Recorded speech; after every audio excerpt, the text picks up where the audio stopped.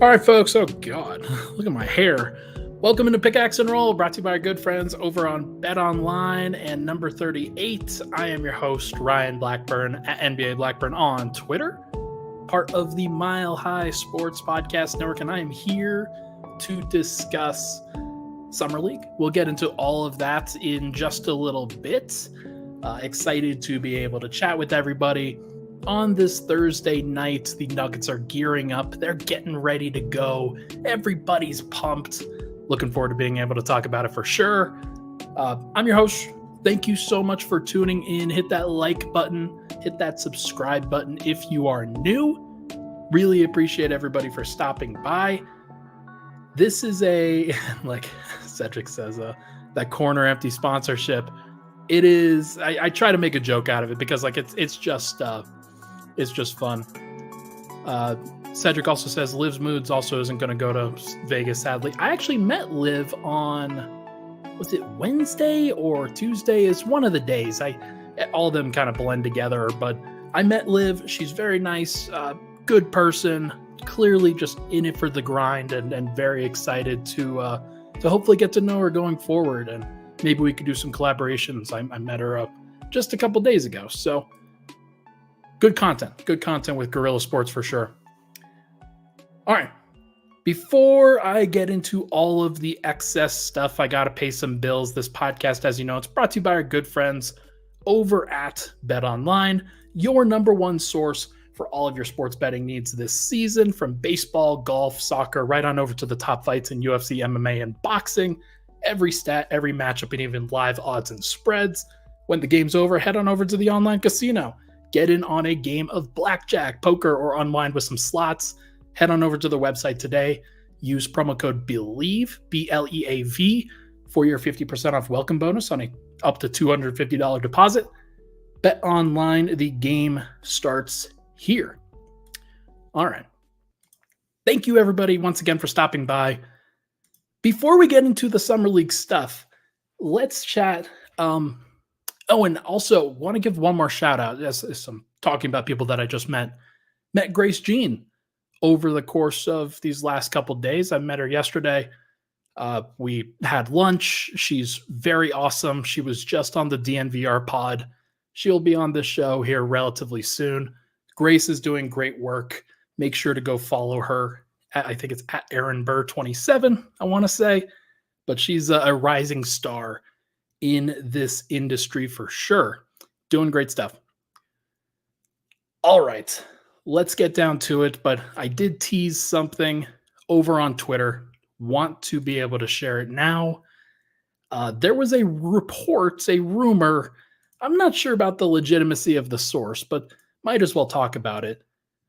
The Nuggets have 13 roster spots currently locked up, and it was reported that DeAndre Jordan would be the 14th. He has not been officially signed yet, and I thought that was curious because the Nuggets legitimately just signed Vlatko. They signed DaRon Holmes. Obviously, you and I are very familiar with the Jamal Murray extension being a thing. That has not been decided yet. That'll be hopefully getting done when he gets back after the Olympics. But I'm thinking about a couple of different things and a couple of different rumors and trying to figure out, okay, why is DeAndre not officially signed yet? Like, there was Woj who reported that. So you would think, okay, Woj is pretty on top of his stuff.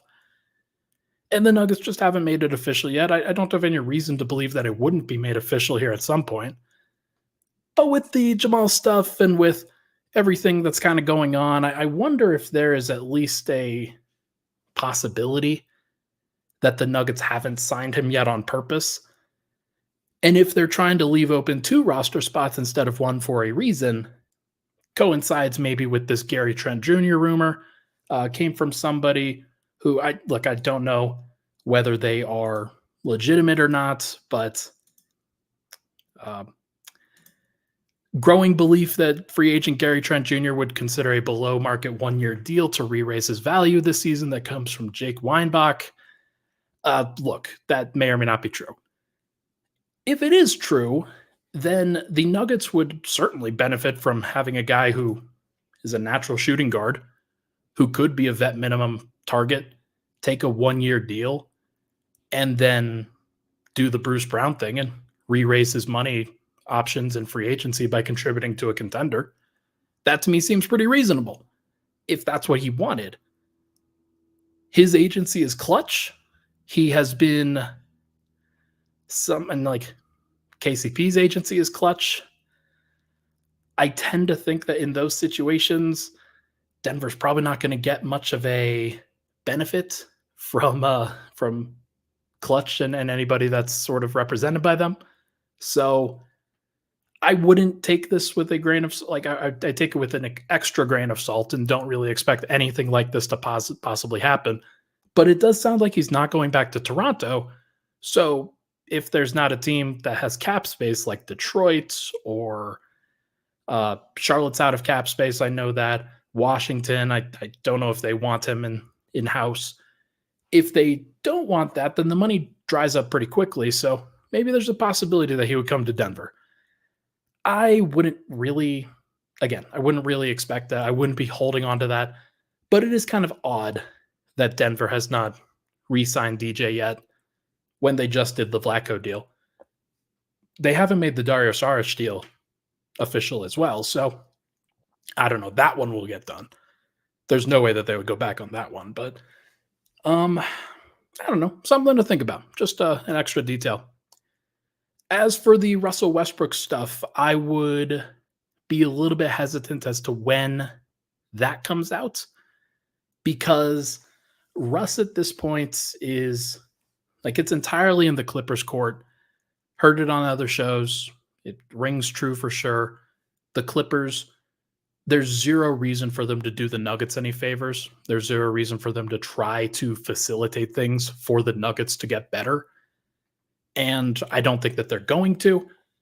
Whether they have a good relationship with Russ or not, I think that they've just got to do what's right for their business. They're not going to eat salary in order for Russ to sort of have the best of both worlds, where he gets cut by the Clippers and then makes the vet minimum for Denver, where he would get about 3.5, 3.6 million, somewhere around there. And then he gets 4 million with the Clippers in that case. So it makes double the money.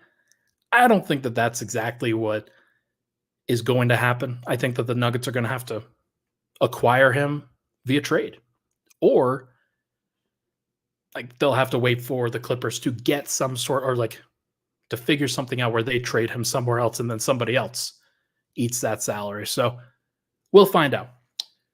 We will find out for sure. But again, story kind of changes for Denver's offseason because the Dario Saric thing, the Russell Westbrook thing, it was pretty clear early on that that's the direction that they were going to go. You add in somebody like Gary Trent Jr. to that, and then you've basically turned KCP and Justin Holiday and a couple of other guys off the bench into, and Reggie Jackson, into Russell Westbrook, Gary Trent Jr., and Dario Saric, as well as drafting DaRon Holmes. That'll be interesting. That'll be interesting for sure. It's not like necessary, but Trent is one of those guys that perhaps a change of scenery would do him really well. But again, as I mentioned before, not necessarily like waiting for that to happen. Okay. I'm actually going to go to the last little bit there first. What's at stake for the Nuggets in Summer League? We'll do that really quickly. And then second segment, we'll talk about Julian Strawther, Jalen Pickett. Third segment, we'll talk about the front court log jam and what to expect there. What's at stake for the Nuggets? Whenever you talk about something like that and you try to apply stakes for an exhibition game, something like that, it's like you got to take it with a grain of salt, of course. But for the Nuggets, I would say that there are reasonable stakes here, especially if, let's say, you don't get Gary Trent Jr. Let's say you just signed DeAndre Jordan, and then Julian Strawther is immediately elevated into an expectation of playing time. almost a likelihood of playing time at that point. I think that Julian can play. I think that he can. I think that the expectation is going to be there for him to be good immediately, or at least capable immediately. And I think that he can do that. I don't see any reason why he can't. He showed some good things, and I think one of the things that the Nuggets need is somebody that they could trust to absorb some usage with the bench. Now, if Russell Westbrook is there, he'll absorb some usage. There ain't no doubt about that. And then Murray will stagger at times. Porter will stagger at times. Maybe even Gordon would stagger at times. I would actually prefer that if I were the Nuggets, trying to come up with ways to get Aaron Gordon into better positions where he is staggering, and then maybe he doesn't have to close halves or close games at some points. But I think that Julian, in particular, and we'll talk about this a little bit more in the second segment, I think that he, Jalen, DaRon Holmes, and I guess to a lesser extent Hunter Tyson, there is an expectation that Denver needs to hit. They need something to come from this this group of guys that did not play last year. They need somebody to pop. And if that's the case, then you got to start somewhere. You got to find a reason to believe in those guys. And one of the reasons is you play in Summer League, you see somebody play really well, and then, hey, lo and behold, things start to work out. Things start to pop a little bit. I could see Julian Strawther having a 25 piece. I could see Hunter Tyson having another 25 piece like he did this last Summer League. I could see DaRon Holmes going beast mode and going like 20, 10, and 5 blocks. Something like that. I could see Jaylen Pickett getting a triple-double.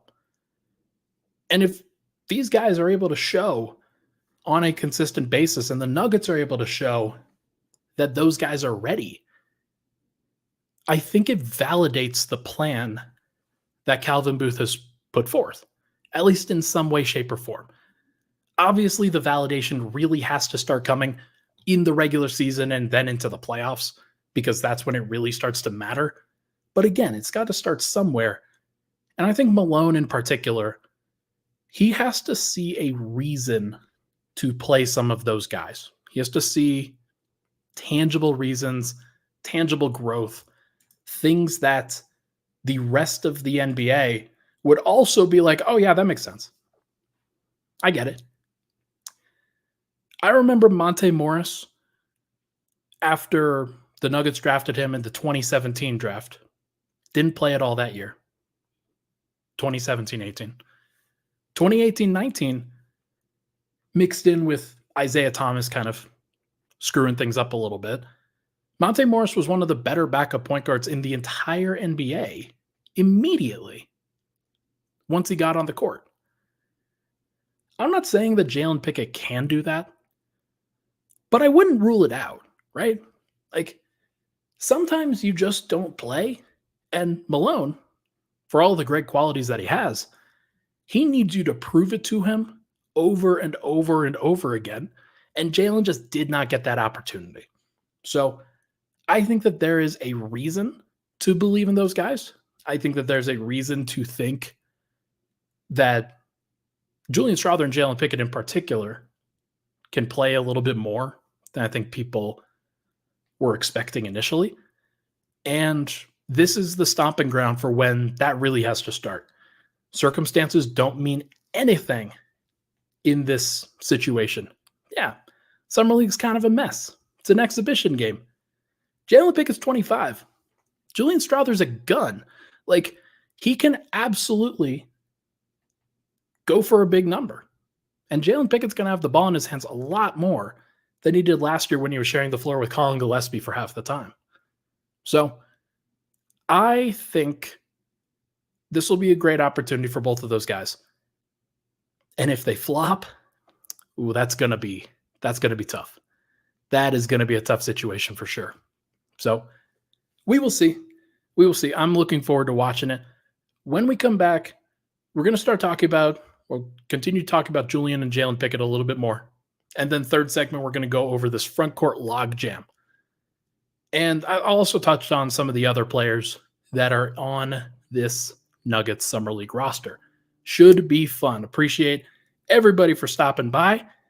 If you want to also support Mile High Sports and Denver Stiffs, head on over to number 38, our headlining venue for all of our watch parties and everything that we do.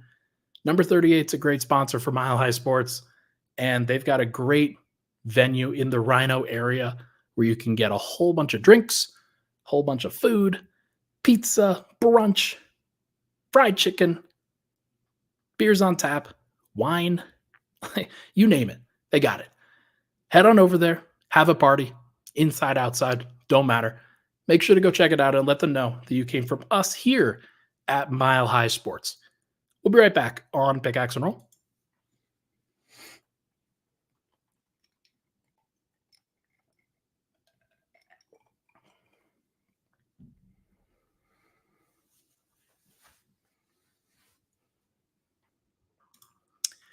All right, we're back. Pickaxe and Roll, Ryan Blackburn here, man. My hair is really bad. Thank you so much for tuning into the show, everyone. Unfortunately, I will not be in Summer League. I know the DNVR crew is going down there, so make sure to go check out all their stuff. I know that Bennett Durando is also going down there, so make sure to go check out his stuff as well. Not sure about anybody else, but I do think that there will be some good content, and it should be fun to see some of these guys play in, I think, a more strong situation, because Julian Strawther played 500, 600 minutes this last year. Jalen Pickett played 100. Hunter Tyson played 50. DaRon Holmes is the first round pick who everybody, including me, is excited about. I am very interested to see how those guys handle it. I'm also interested to see how Trey Alexander and PJ Hall continue to handle their stuff as well. I'm confused why Ray Charles has been so prevalent in in the chat so far today, but is what it is. I'm going to guess a blind joke was made there at some point. Thanks, guys. All right, let's talk about Julian Strawther, Jalen Pickett specifically. What I want to see, actually, before that, let's get into the actual schedule. I went to at milehighsports.com today. I wrote a little bit of a preview, kind of mixed in with some stuff on specific guys, what I'm specifically looking for. The Nuggets are going to play Friday, Sunday, Tuesday, Thursday. So listening to this on Thursday, July 11th, they'll play Friday versus the Clippers, Sunday, July 14th versus the Toronto Raptors, July 16th on Tuesday, they'll play versus Charlotte, and July 18th, they will play, that's on that Thursday, against the Indiana Pacers. A couple of those games are on NBA TV. A couple of those games are on ESPN2. But I think all of them are being broadcast by Altitude. So if you've got any of those channels, you should be okay to be able to watch these games. Most of them are, the first two are in the evening. Second two are more in the late afternoon. Or last one, or fourth is in the early afternoon. And then that fifth one to be determined depending on where Denver finishes. But it'll be interesting to see what Denver does. And the actual roster itself, built from 4 guys that are on the roster already. You've got Jalen Pickett, Hunter Tyson, Julian Strawther, DaRon Holmes, and then 5 and 6, Trey Alexander and PJ Hall. Those are the two-way contract guys that I'm very excited to watch. Trey Alexander's been making a nice little impression for sure. And then I got to watch PJ Hall at yesterday's scrimmage. He looked good. He's short. He's unathletic. He's not necessarily an awesome rim protector or anything like that, but he is a nice offensive big who can do a variety of different things. And I think Nuggets fans are going to be happy to watch him for a little bit for sure. And I think it'll actually help. I think it'll help Denver Summer League team for sure. Going to be fun.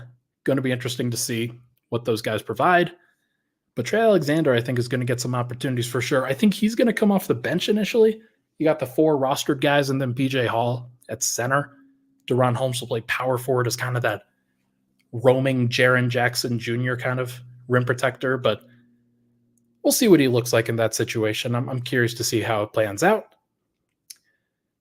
But specifically going back to now Julian Strawther and Jalen Pickett, those guys, I think, and DaRon Holmes will get an opportunity for playing time too, but you just can't expect much from a rookie.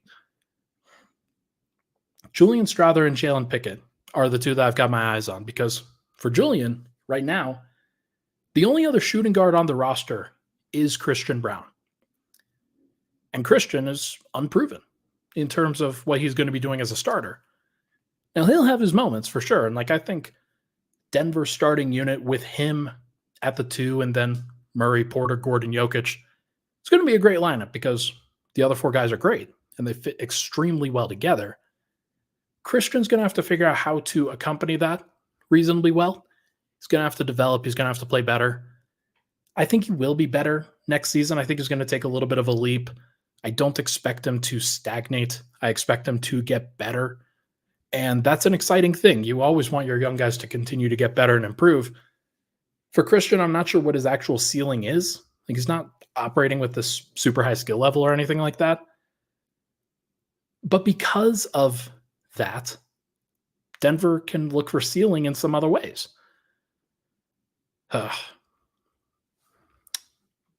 Actually, we'll just go back to this now. TTU in the comments says, Ryan, the account Bucket Access said the Nuggets are front runners for Gary Trent Jr. Is that true? It has 30K views. Covered that at the beginning of this podcast from a different kind of sketchy source account. Denver is giving their taxpayer MLE to Dario Saric. They are not giving it to Gary Trent Jr. At least that's what's been made clear by the reporting earlier. If he wants to come for the minimum, fine. I don't expect him to. I also like I said at the beginning, I don't expect the clutch thing to he's not going to want to be here because I don't think that Denver actually, if he's taking a minimum, he knows what the deal is. So is what it is. But I don't expect Gary Trent Jr. to be here. But I mean, again, another shooting guard, and you factor that into Christian Braun and Julian Strawther. And it is an interesting dynamic that's going on here. So something that Michael Malone said to the effect of Julian Strawther playing kind of a point guard-y role. I think that was a little bit kind of forward. I don't necessarily think that Julian can handle that. Now, he did have some moments in his rookie season where he could run the DHO, run the pick and roll, especially when it was with Jokic, set the table for him, make it make sense. And when he is not gunning the entire time and he's slowed down a little bit, I think he can make those reads. I think he can make some passes. I'm not expecting him to be like a point guard, but he can make pick and roll and DHO reads and kind of driving closeouts and driving and dishing. There are some things that he can do for sure. Do I expect him to actually play point guard? No.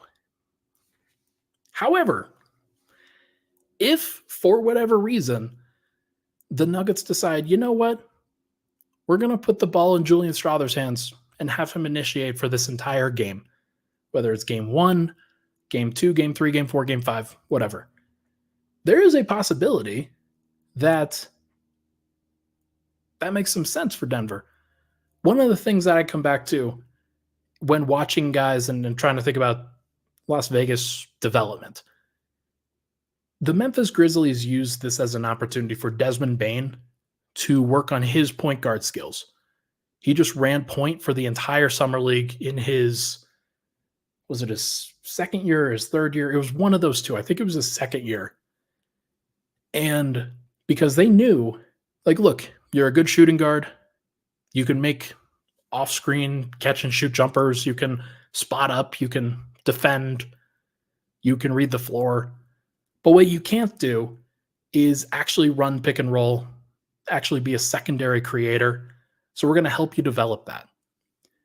And that was a great opportunity. for a guy like Desmond Bane, where it made a lot of sense. And I could see Julian doing some of the same things, or the Nuggets trying some of the same things with Julian Strawther, telling him, hey, we're going to have you initiate offense, not be the one who's receiving the ball, somebody who is initiating everything. And I could see that working. I could absolutely see that working. And, or at least I could see Denver sort of figure some things out where they give him an opportunity to showcase what he can do, run some pick and roll with him and guys like PJ Hall, guys like DaRon Holmes, and see how it works. That's what Summer League is for. It's not for winning. Though Denver and their talent, especially how old their talent is, should be able to make it. Seeing in the comments that Harrison Wind is saying the Nuggets are not interested in Gary Trent Jr., not surprised by that in the slightest. Yeah. Okay. Jaylen Pickett, as I mentioned, by the way, appreciate you talk about the Murray reporting. I'm just not going to talk about this. Like, I know that there's questions about it. I have been told that Denver will get it done. And if Denver's going to get it done, then great. Yeah. But it is a very sore spot for everybody involved. I will say that. On the Jaylen Pickett front, what I want to see from him is getting by people. I would like to see him be able to leverage his ball handling. He's not the most athletic guy, but he's a strong guy. I would like to see him be able to leverage that, get by people, use his size, use his smarts, be a playmaker, and then finish at the rim. There are certainly things that he can't do, but I don't want to write him off, because there are certainly reasons to believe that Jaylen Pickett will get some opportunities.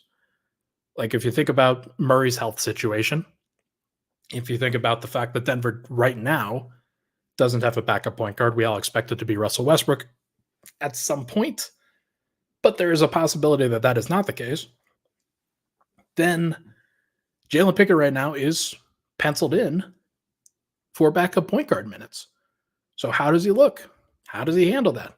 What does it seem to do? Can he lead a unit? And like I mentioned with Monte Morris, there is a precedent for Denver having a point guard that did not play in one season and then suddenly was a good positive asset in the next year. Pickett can see the floor really well. He can operate on the switch. He's not going to be much of a shooter, but he has to get better there. And if he's going to be on the floor, whether it's next to Murray, whether it's next to Jokic, got to be able to shoot. He talked about this yesterday or Tuesday. And I think that there is an opportunity there because Murray can play off the ball. Jokic is malleable completely. If those two, let's say it's Pickett and Jokic, if they play together, I could see them working well because they both have a high basketball IQ. And usually when you put guys together that have a basketball IQ, it works. Think about like Rajon Rondo and LeBron James. This is obviously at a vastly different level, but I do think that Pickett is capable. It's going to come down to opportunity for him, and it's going to come down to whether Michael Malone believes in it happening.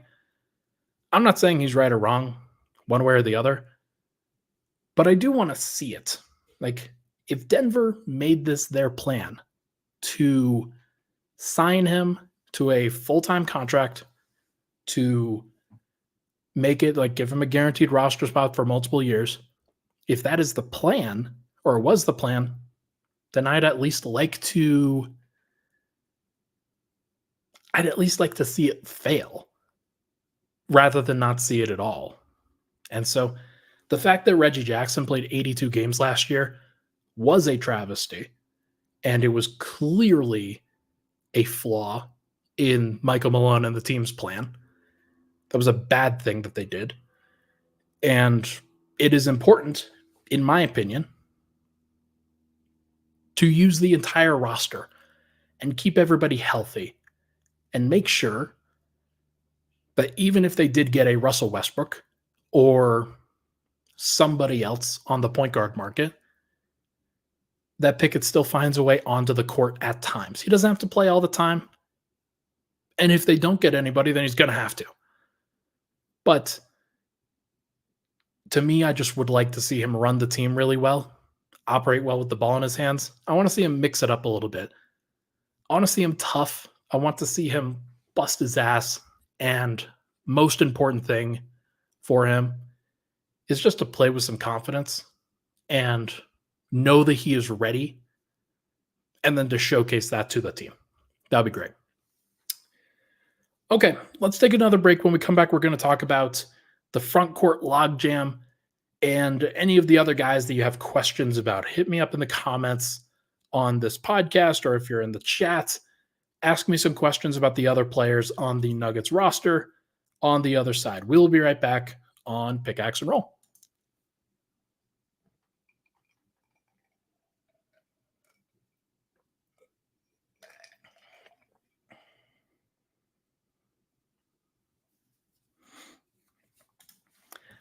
All right, final segment, Pickaxe and Roll. Thank you so much for tuning into the show.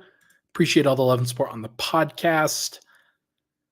One question here from Little Gaming Moments. I assumed Tyus Jones is still out of our price range and he would take more money on a bad team before joining us on a minimum in the event we don't get Russ. Tyus Jones would be great. I just do not expect him to be available. He's wanted over $15 million a year. I think he will get that from the Wizards at some point. They're not just going to let him walk. If you remember, the Wizards quite literally traded Kristaps Porzingis and 2 first-round picks in order to get Tyus Jones, along with other things. Like, that was insane. So allowing him to go would be insane. I would just I'd be very frustrated if I were Tyus Jones. Or I'd be just not necessarily sure about Washington in that case. Okay, let's talk about some of the other guys. Front court, Hunter Tyson, DaRon Holmes, PJ Hall. Those are going to be the 3 guys that start. Beginning with Hunter Tyson, he's been shooting the cover off the ball in practices. I expect him to start at the 3 and then play some 4 over the course of the entire time.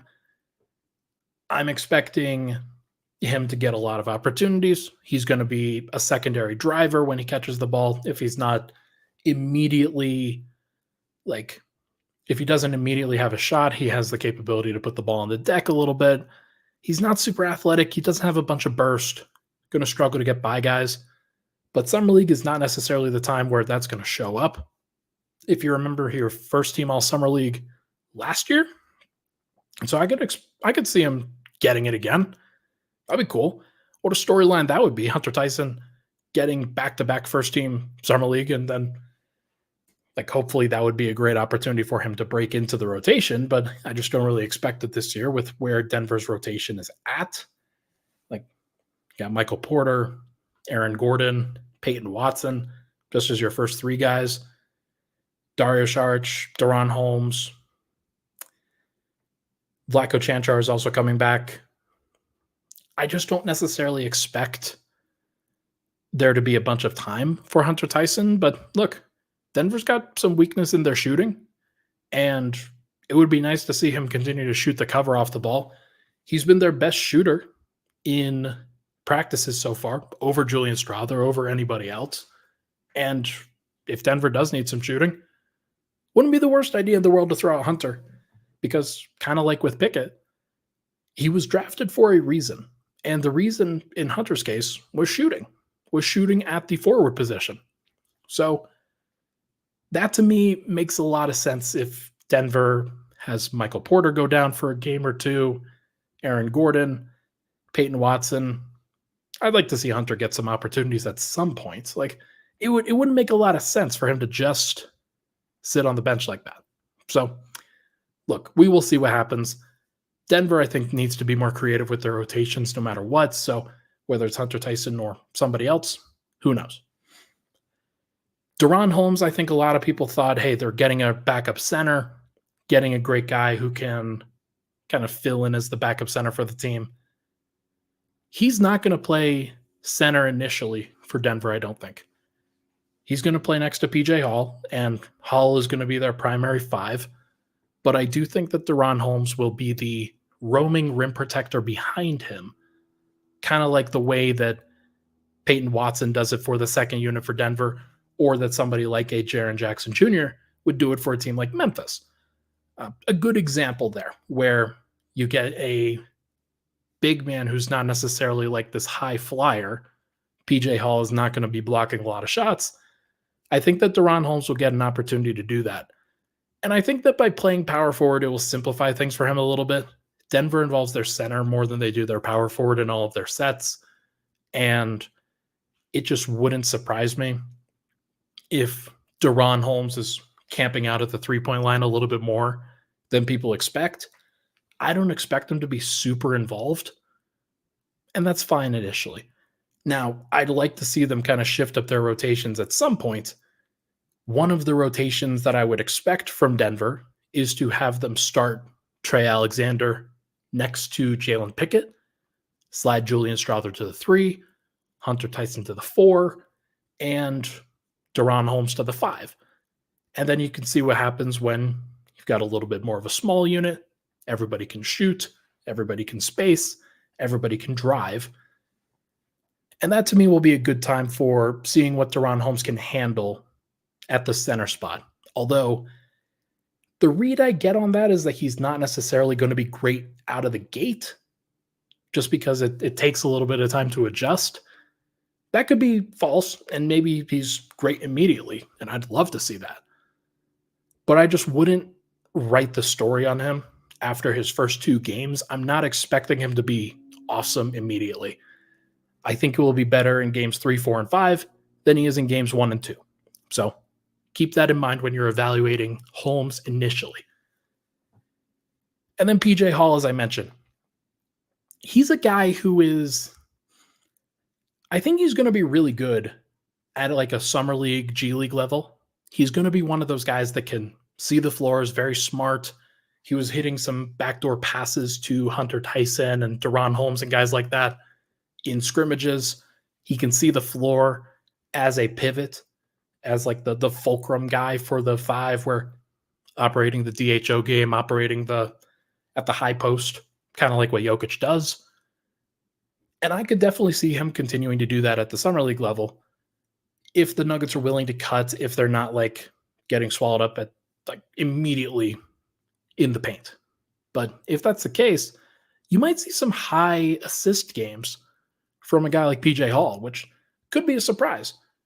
He can figure some things out, and I think he will be a pretty solid like post guy. Going to be undersized, not necessarily going to finish that well. But if he can finish at all, maybe grab some rebounds, I could see him having like a 15, 12, and 5 assist kind of game, while like, and especially kind of early on where Holmes is playing more off ball, not necessarily involved with the action as much. I could see him having some good games. We will see what happens where Denver kind of shifts him around. Hall can shoot a little bit, not going to shoot as much as somebody like Holmes, somebody like Hunter Tyson. But I do think that he's got some capabilities for sure. Gosh. The comments are just like, like I'm talking about the summer league guys. I am not talking about Jamal Murray or Michael Porter right now. But for all intents and purposes, they do not matter for this conversation. Other guys outside of the starting lineup, like I mentioned, Trey Alexander, he's got a fan in Michael Malone, thinks he can play on and off the ball, will be good offensively and defensively. The hope is that somebody like that can flash a little bit in summer league, get out in the open floor. I could see him turning defense into offense. Visually, he looks like Anthony Simons, just like his face, his style. I can absolutely see that as part of his game. He's going to need to shoot a little bit. He's going to need to be a better spacer. I think, than he's been so far in his career. He likes to go off the dribble a little bit. He compared his game, or at least guys that he looks up to in the league, Jamal Murray, Kyrie Irving, DeJounte Murray. Not necessarily the guys that you're looking for when you're looking for three-point shooters, even though they can shoot the three. Those guys all love to dribble the air out of the ball a little bit, fade into the mid-range, navigate, get into the floater zone, things like that. I wonder whether Trey is good enough to handle that. If he is, then Denver probably has a gem, like what is it called? Is something in the grass a gem in the grass? Whatever it's called. That expression that I can't remember off the top of my head because I'm 41 minutes into this podcast. I think that he can diamond in the rough. There it is. There it is. A gem in the grass. Diamond in the rough. Hell yeah. Let's go. God, it's been a long week, folks. I am collecting keys for a new apartment in 2 days, along with all the other stuff that I've been doing. And it's hot as hell in Denver right now. Yeah, I'm expecting Trey Alexander to be pretty good. I would like to see him start a couple of the games towards the latter half of Summer League. And I think that he can definitely do it. He's one of those guys that I'm looking forward to watching because I haven't seen him a ton and would just love to see what he looks like with the ball in his hands a little bit, but also like second side, DHOs, pick and rolls, things like that. See what he can do. And then the last thing, and NBA Chicken, shout out to NBA Chicken. Who do you think could take the final two-way spot? Good opportunity to talk about some of the other guys on the roster. I think if I'm looking at some of the other names out there, Parker Brown is probably not going to take it. Listed at 6'10", 235. He's a big guy. I actually interviewed Parker Brown. You're going to see something up on milehighsports.com tomorrow. Got to get a couple minutes with him. We'll be writing up a little bit of story on that. Probably not expecting it to happen for Parker, but who knows? Maybe he showcases some stuff. He looked pretty good in the scrimmage, just like sees the floor pretty well, understands what he's got to do in the dribble handoff game. Other guys that Denver kind of got the Exhibit 10 contracts for, Jalen Williams of Auburn, not the Jalen Williams or Jalen Williams of the OKC Thunder. Jameer Young of Maryland. He's somebody that maybe they decide to go for. And then Gabe McLaughlin, who's a little bit of a bigger forward, borderline a big man at this point. He's somebody that I think that they also signed to an Exhibit 10. So those are probably the guys that I would expect. But I do think that if I had to guess, the final two-way spot will not be on Denver's roster. Denver at this point, they love to canvass the league. They love to look at what other guys are doing. Anybody that's not already locked up to a contract, a two-way contract or a full-time deal for teams, I think that there's at least a way for Denver to offer one of those contracts or offer a two-way to one of those guys, kind of entice them to be in Denver's Summer League program, or not Summer League, but like their G League program, and then hopefully a full-time roster spot if things go well at that point. So I couldn't really tell you. But off the inside track, I would guess the guys that already got the Exhibit 10s, that would be the front runners in that case. Okay. Nothing crazy. Nothing crazy here. I think that the Nuggets are, like, I'm excited to watch Denver play. It's not at the top of my list of things to do for the summer, but I am excited to see Denver play again. Will be interesting to see what happens. Obviously, Jamal Murray played for Team Canada last night against the USA. Didn't look particularly good. I wonder how Serbia looks going forward. They're doing some closed-door scrimmages against the Netherlands, I think, where Jokic was averaging like 2 points, 10 rebounds, 10 assists, which is on brand for sure. But we'll see. We will see what happens. I'm looking forward to it. Hope everybody's having a good night. And let me know what you think about the stakes for the Nuggets in this summer league.